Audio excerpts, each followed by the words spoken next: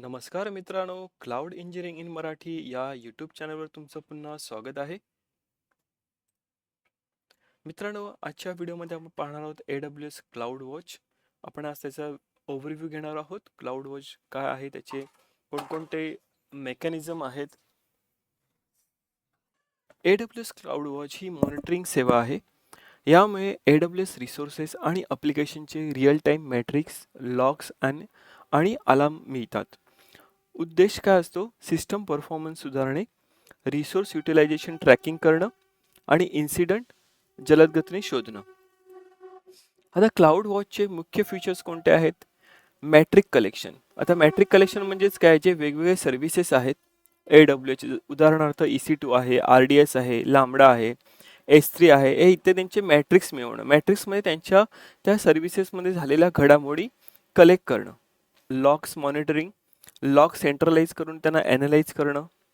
Alarm, resource threshold ओलांडल्यास alert देणं. उदाहरणार्थ EC2 मध्ये आपण पाहिलेलं, जसं की जर माझ्या CPUचं युटिलायझेशन 70% जास्त झालं तर मला एक अलार्म ट्रिगर झाला पाहिजे.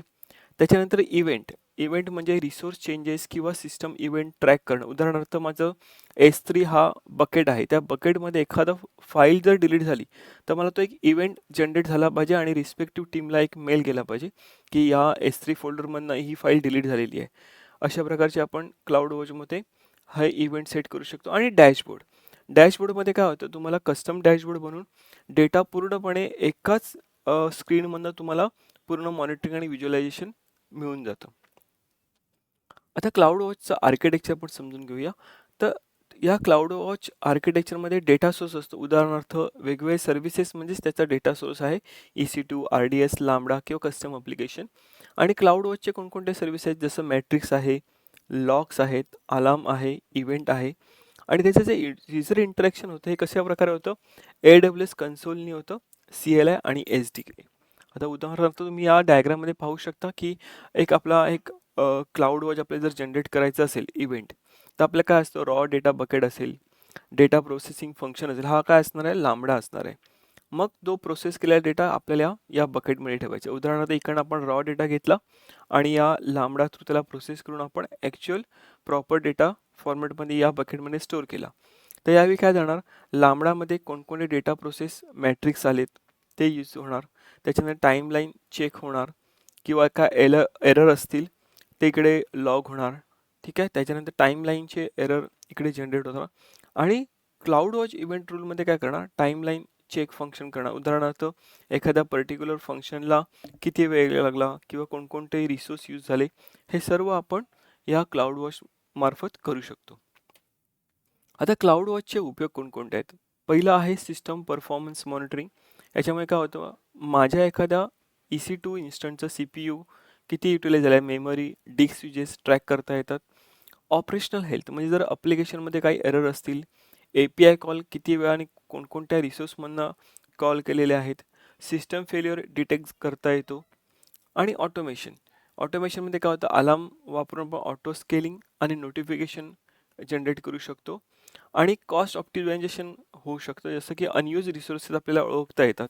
उदाहरणार्थ तुम्ही जर खाली जर डायग्राम पाहिलात तर त्याच्यामध्ये आपला परफॉर्मन्स ट्रेंड दिसतो की पर्टिक्युलर इयरमध्ये माझा CPU आणि मेमरी डिस्क किती युटिलाइज झालेला आहे. ठीक आहे.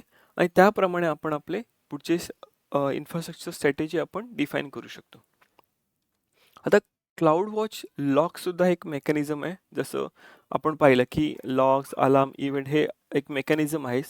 ठीक आहे, फंक्शनॅलिटी आहेत क्लाउडचे. तसंच क्लाउड वॉच लॉगचे पण काही उपयोग आहेत. ते काय होतं की सेंट्रलाइज लॉग कलेक्शन होतं आणि स्टोअर होतं. रिअल टाईम लॉग ॲनालिसिस आपल्याला करता येतो. कस्टम मॅट्रिक्स क्रिएशन आपल्याला करता येते. त्याच्यानंतर आहे सिक्युरिटी मॉनिटरिंग होतं. हे आहेत क्लाउड वॉचचे लॉग्सचे उपयोग. आता क्लाउड वॉच अलार्म ही सुद्धा फंक्शनॅलिटी आहे क्लाउड वॉचची. ते काय होतं? थ्रेशहोल्ड बेस अलर्ट क्रिएट करता येतो. ठीक आहे. त्याच्यानंतर नोटिफिकेशन वाया SMS सेंड करता येतो. जसं की सिम्पल नोटिफिकेशन सर्व्हिसने आपण एक नोटिफिकेशन सेंड करू शकतो.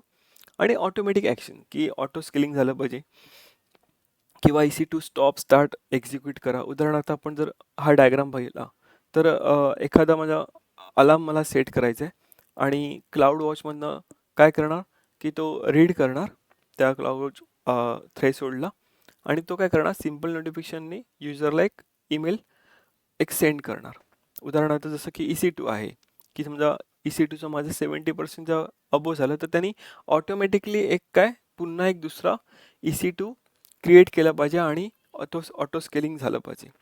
जसं की आपण आपल्या ऑटो स्केलिंगमध्ये ह्या सर्व गोष्टी आपण पाहिलेल्या आहेत की EC2च्या युटिलायझेशनवर आपण कशा प्रकारे EC2 इन्क्रीज आणि डिक्रीज करतो. ठीक आहे, म्हणजे स्केल आउट स्केल इन करतो. त्याच्यामध्ये क्लाउड वॉच इव्हेंट आहेत. इव्हेंट म्हणजे track changes in AWS resources, respond automatically with lambda किंवा SNSनी करू शकतो. ठीक आहे, जसं की EC2 इन्स्टंट स्टार्ट झाला आहे, स्टॉप झाला आहे, सिक्युरिटी ग्रुप चेंजेस झालेले आहेत. ठीक आहे, ह्या प्रकारचे आपण इव्हेंट्स इकडे जनरेट करू शकतो. उदाहरणार्थ आपण हा खालचा डायग्राम पाहूया. याच्यामध्ये माझा ॲमेझॉनचा S3 बकेट आहे आणि त्याच्यामध्ये आपण एक फाईल लोड केली आहे, अपलोड केलेली आहे आणि जर ती फाईल डिलीट झाली तर त्यावेळी काय होणार, आपला S3चा एक ट्रिगर जनरेट होणार. तो ट्रिगर AWS लांबडाला कॉल करणार.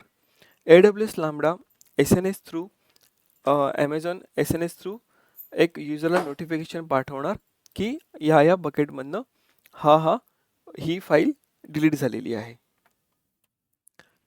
आता आहे जसं की क्लाउड वॉच डॅशबोर्ड आहे. ठीक आहे, क्लाउड वॉच डॅशबोर्डचा फायदा काय होतो, आपल्याला व्हिज्युअलाइज करता येतात multiple matrix in one view. म्हणजे एकाच स्क्रीनवर आपल्याला सर्व लॉग्स, इव्हेंट, अलार्म, ठीक आहे, त्याच्या सर्व आपल्याला बघता येतात आणि हा डॅशबोर्ड आपण आपल्या पूर्ण टीमबरोबर शेअरिंग करू शकतो. आता क्लाउड वॉचचे फायदे कोणते आहेत? रिअल टाईम व्हिजिबिलिटी मिळते आपल्या सर्व रिसोर्सची, क्विक डिटेक्शन होतं परफॉर्मन्स इश्यू असेल तर, आणि ऑटोमॅटिक इन्सिडेंट रिस्पॉन्स आपल्याला करता येतो आणि आपल्याला कॉस्ट ऑप्टिमायझेशन आणि स्केलिंगसुद्धा करता येतं. तर हे झाले आहेत क्लाउड वॉचचे फायदे. आता पुढच्या व्हिडिओमध्ये आपण काय पाहणार आहोत, हे प्रॅक्टिकली पाहणार आहोत की हे सर्व मेकॅनिझम कसे वर्क होतात, कसे क्रिएट करायचे. ठीक आहे, तर ही होती मित्रांनो क्लाउड वॉचची तोंडओळख ओव्हरव्ह्यू. आता आपण पुढच्या सिरीजमध्ये पाहणार आहोत, व्हिडिओजमध्ये पाहणार आहोत की प्रॅक्टिकली कसं क्रिएट करायचं. तर मित्रांनो, आशा करतो तुम्हाला हा क्लाउड वॉचचा ओव्हरव्ह्यू समजला असेल. त्या क्लाउड वॉच काय असतं, क्लाउड वॉचमध्ये कोणकोणत्या सर्व्हिसेस अवेलेबल आहेत आणि त्या प्रत्येक सर्व्हिसेसचा उपयोग काय आहे. आता जरी तुम्हाला काही समजत नसेल तर तुम्हाला काळजी करण्याचं कारण नाही आहे, कारण ह्या सर्व सर्व्हिसेस आपण प्रॅक्टिकली करणार आहोत. प्रॅक्टिकली कसं क्रिएट करायचं, त्याचा उपयोग कसा करायचा हे आपण प्रत्येक पुढच्या सेशनमध्ये एक एक सर्व्हिस आपण इन डिटेल्स पाहणार आहोत. ठीक आहे, आणि आता पुढचा जो आपला व्हिडिओ असणार आहे, हा पहिली सर्व्हिस असणार आहे कस्टम क्लाउड वॉच मॅट्रिक्स. ठीक आहे, मग त्या व्हिडिओमध्ये आपण इन डिटेल्स पाहणार मॅट्रिक्स म्हणजे काय असतं आणि कस्टम मॅट्रिक्समध्ये का क्रिएट करतो. ठीक आहे, आणि त्याचा उपयोग कसं करायचं. तर आशा करतो हे तुम्हाला समजलं असेल. भेटूया आपण पुढच्या व्हिडिओमध्ये अजून क्लाउड वॉचच्या सिरीजमध्ये. आता ही आपली क्लाउड वॉचची एक पूर्ण सिरीज चालू होणार आहे. मला वाटतं 5 ते 6 व्हिडिओज हे आपल्या पूर्ण क्लाउड वॉचेसवर असणार आहेत. तर हे तुम्ही मिस करू नका. ठीक आहे, भेटूया पुढच्या व्हिडिओमध्ये. धन्यवाद.